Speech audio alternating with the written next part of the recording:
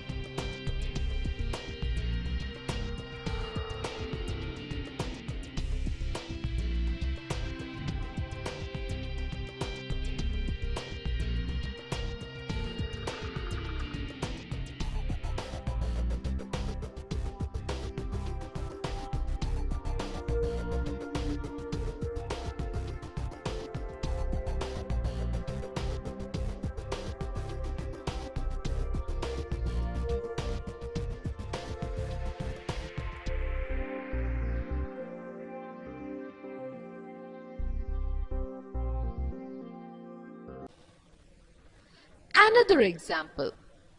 Consider a car moves from one position to another position about 16 meters distance within time t 8 seconds.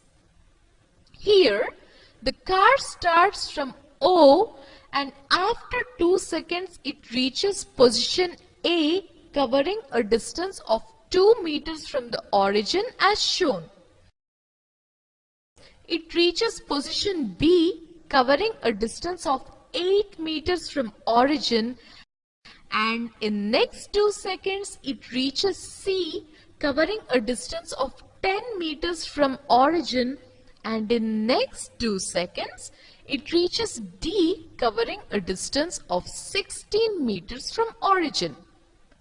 In this case, The car covers a distance of 16 meters in each 2-second interval. From this illustration, we can conclude that the car had traveled unequal distances in equal intervals of time. So, this type of motion is called as non-uniform motion.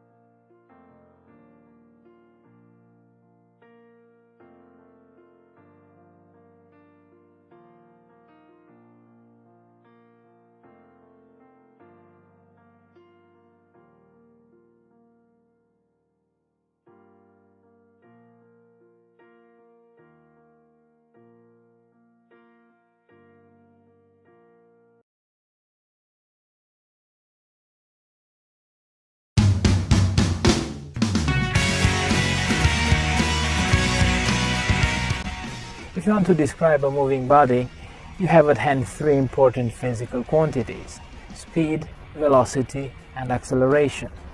How is each one of them defined, and what is the difference between them? How can we use them in describing the motion of an object? The answers and more in today's podcast.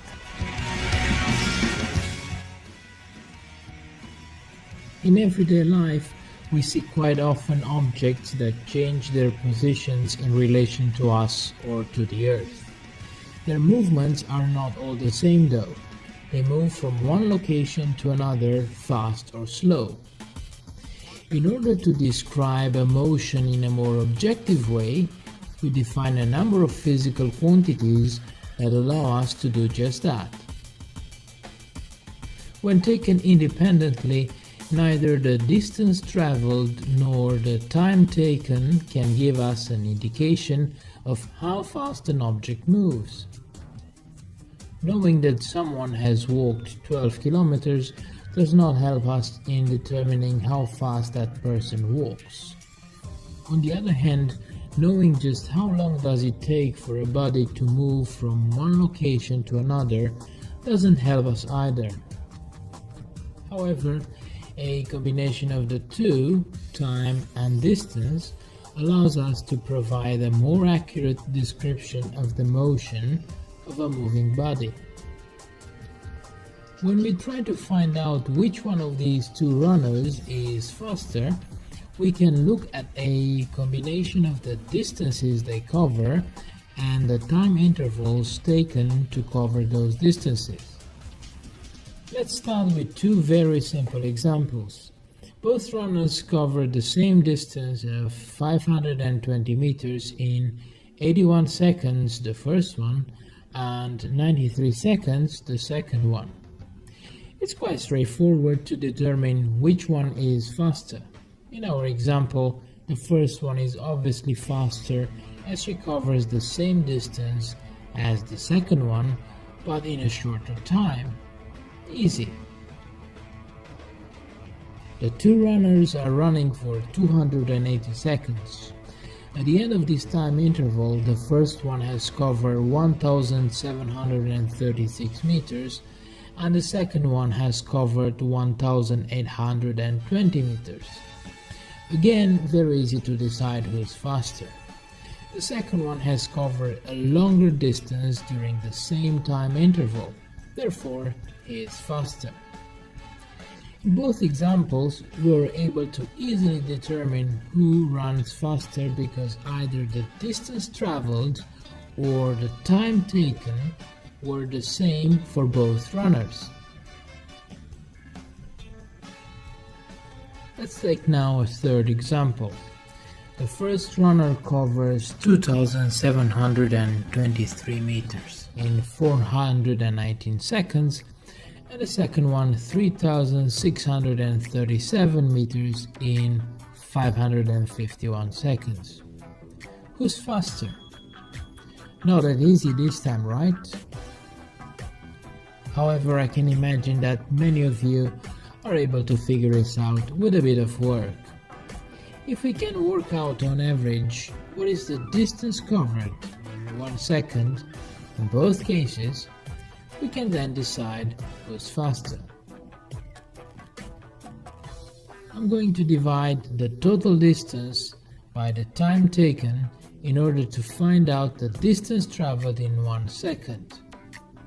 The first runner covers on average 6.5 meters in 1 second, and the second one 6.6 meters in 1 second. Therefore, he is faster. This brings us to the definition of the simplest physical quantity that gives us a general idea of how fast the body moves. Average speed.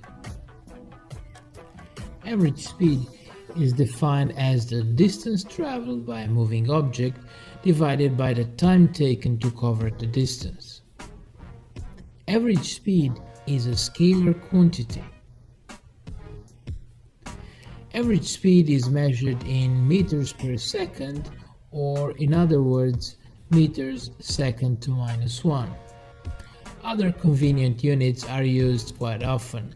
Kilometers per hour is such a unit.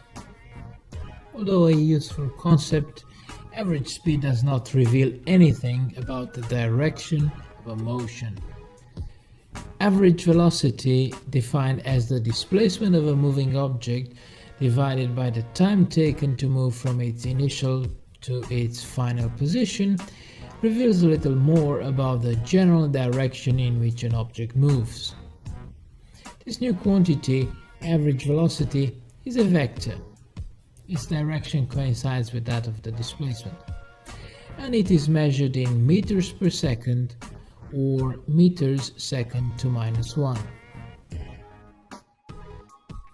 Very often, in everyday language, we don't distinguish between speed and velocity. We see them as synonyms. However, in physics, the two quantities are two distinct concepts. The most notable difference is that the speed is a scalar and velocity is a vector. Let's have a look at this rather basic animation of a car moving between two towns. The car covers a distance of 120 kilometers in 2 hours. The distance in a straight line between town A and town B is 100 kilometers. 120 kilometers divided by 2 hours gives us an average speed of 60 kilometers per hour. The magnitude of the displacement is 100 kilometers. This gives us an average velocity of 50 kilometers per hour. This tells us that the car is being displaced from its initial position on an average of 50 kilometers in an hour along the straight line between town A and town B, from A to B. It is quite clear that, in general, the average speed and the magnitude of average velocity are not the same. They can be, but in general, they aren't.